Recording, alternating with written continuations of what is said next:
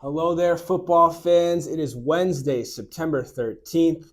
I'm Kevin Carroll. He's Joe Soprano, and we are coming to you from tlsportsbetting.com, the absolute best place to get your deals, to get your promo codes, and to get in the game. We're coming to you live from the TL Sports Betting secret downtown headquarters here in Wilkes-Barre. We've got a couple picks for you for Thursday and Friday night football action. Before we get to the weekend, we want to give you a couple of picks so you can get a head start on your weekend fun. Joe, why don't you start us off? Well, I've got one from the college ranks. I think this is an easy win. You've got Maryland playing at Virginia. It's a big line. It's a 14.5 point line, but Virginia is one of the worst teams in FCS football. Should be an easy cover for Maryland. They score a lot of points. They'll go up and down the field on Virginia.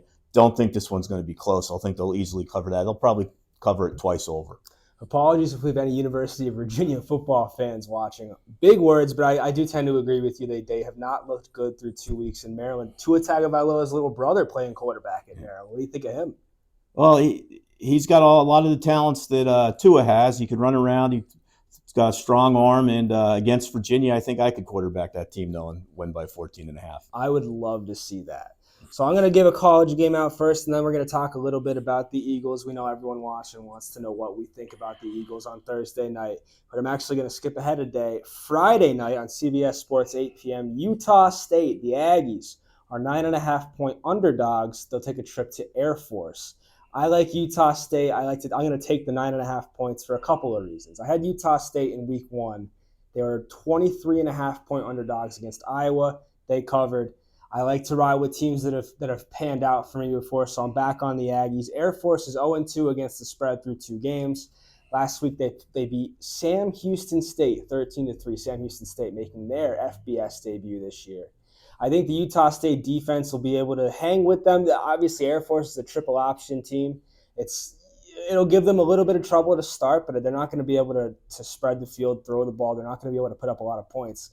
So I like the Aggies to cover the 9.5. I think they're getting a little disrespected on the national scene because everything I've read rather, is pointing towards Air Force. But I don't like to look at what everyone's saying. I like to trust my gut, and my gut's telling me Utah State plus 9.5.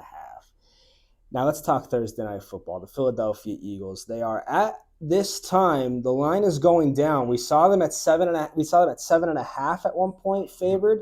Now they're down to 6.5-point favorites against the Minnesota Vikings. That game is in Philadelphia.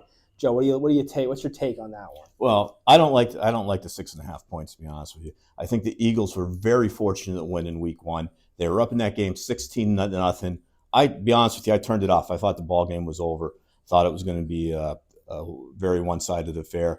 Put it on back late, and the Patriots were within a, a foot. You know, a guy getting another foot down on the catch of having the ball about the 10-yard line with a chance to win that ball game under 2 minutes to go.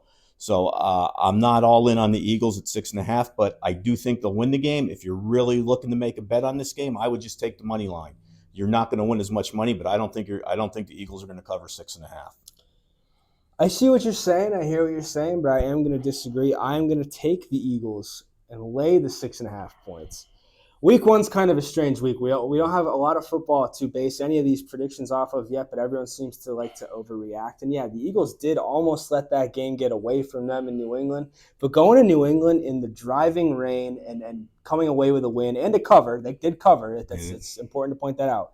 I think that's a win. I'm sure there are Eagles fans out there who saw the way that game unfolded. They almost let it get away, and they're probably a little nervous, but I still think the Eagles are the team to beat in the NFC. And the Vikings, they lost at home as favorites outright to a Tampa Bay Bucks squad that I don't think anyone expects anything from this year. So the Vikings' offensive line was a big part of that. Kirk Cousins, 2 fumbles lost. He threw a pick. They had 4 turnovers overall. The Eagles' pass rush is going to be in his face all game. They're going to be making him run. He can't run, so that's a problem. I really think the Eagles are going to bounce back and show the league just how they got so far last year within a couple of points of winning the Super Bowl. I think they're going to be back there again this year, and I think that starts here. The big, comfortable win over the Minnesota Vikings. I just don't like that 6.5 points. I think the Eagles will win the game. I don't see them covering.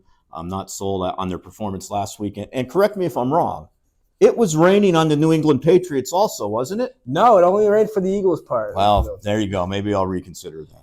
No, I hear what you're saying. It's a two-sided game, and I think the Patriots aren't as bad as people think they're going to be. I think they're offensively a little challenged, but that defense is as good as any in the league. I would hold them up against any defensive unit in the NFL.